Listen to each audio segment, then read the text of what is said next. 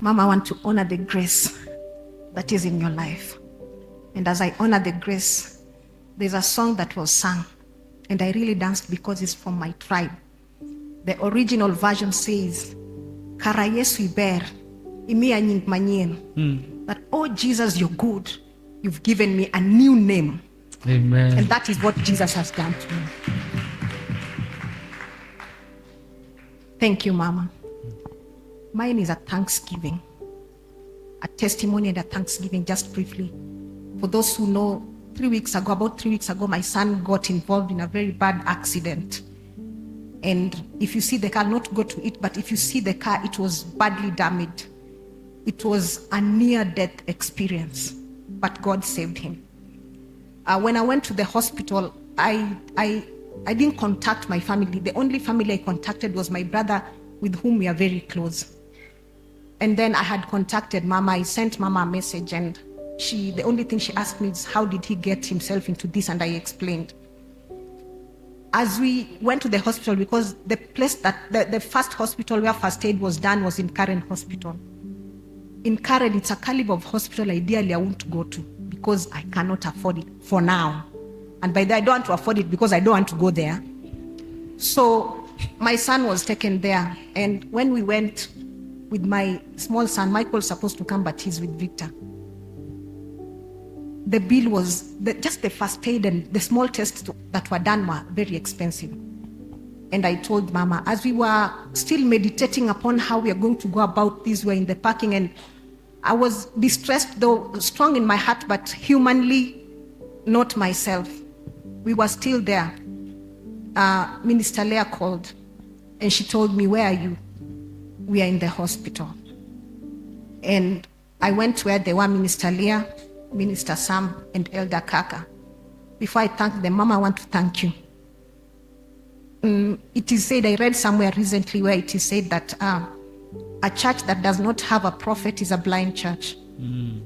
And we thank God that we have you because we can see what others cannot see. Thank you for not only being a prophetess, for being a mother, for being a friend, for being that one who does not leave a friend in the midst of problems. I did not do anything on that day. Minister Leah, Minister Sam, and Elder Kaka, they ran with everything. I sat down as they did everything, encouraging Victor, everything, making everything move. And they were with me up to around 9. I think we parted ways at almost 10.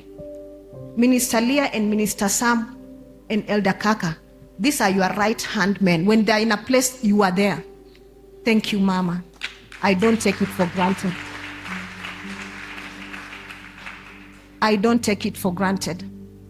I remember on that Sunday when I came to the office and I talked to you, I was, yes, strong, as you said, but in my heart, humanly worried.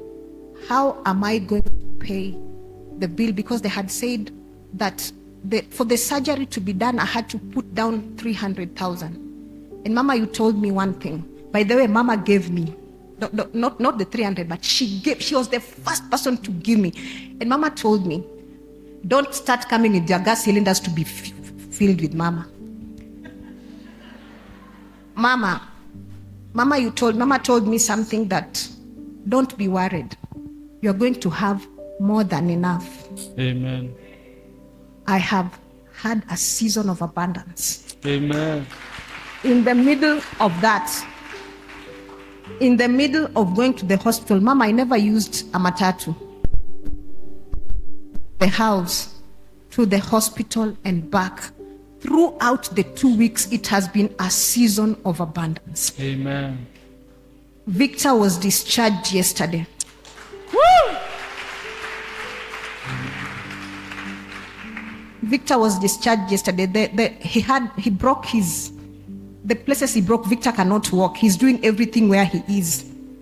The pain that he is in, at some point I started telling Mama that, Mama, I think maybe he's learning a lesson. Mama told me that is wickedness. You're being wicked. God cannot operate that way. But what I'm trying to say in short is that this morning, yesterday when we left the hospital, he said, I want to go to church. Even in the pain and in the wheelchair, he said, I just want to go and see Mama.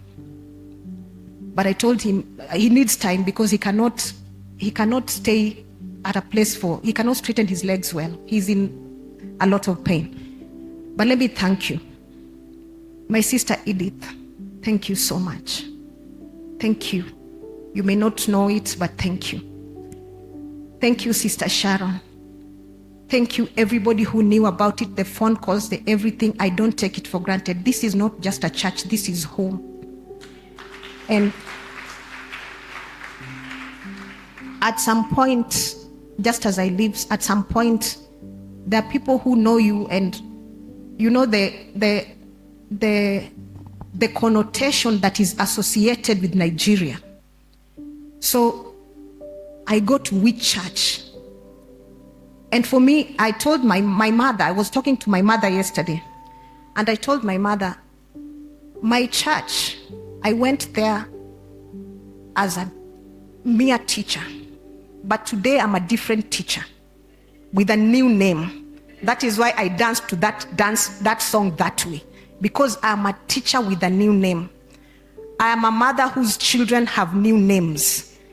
Even the adopted children have new names.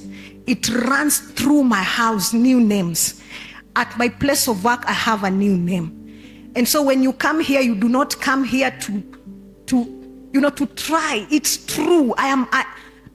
Missy joke, meaning to God, I may change life yake for real. So God in this church is true.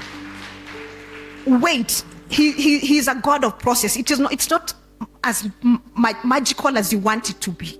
Sometimes it takes process. Sometimes it's immediate. But the fact that it has not happened does not mean that it will not happen. It will happen. Today I'm giving that testimony. The father of my children left some time ago to go and get a brand new car, a woman. And by the way, standing here, anytime I search myself, I tell myself, if I was given a chance to be in that marriage, I would not change anything because I gave my best. Recently, in this issue, he also sent money, something that he does not do. And there's something that he did recently. There's a day he was talking to Michael, and there's a car that he had left some time back. There's a car that Michael drives. It has been bringing me to church. And he told Michael, I want you to give your mother that car and tell her it is a reward from me.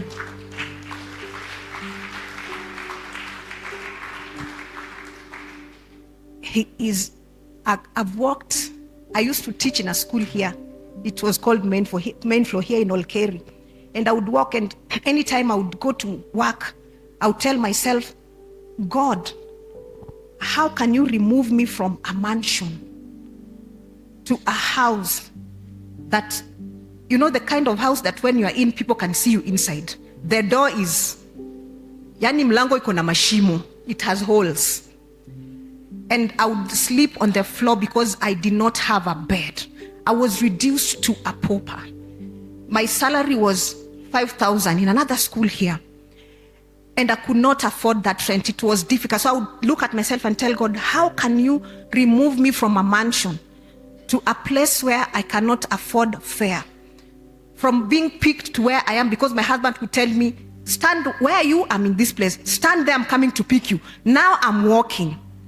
The God of restoration has brought back my car. Those kind of things can only happen under the grace that I connect with. May God bless you, Mama.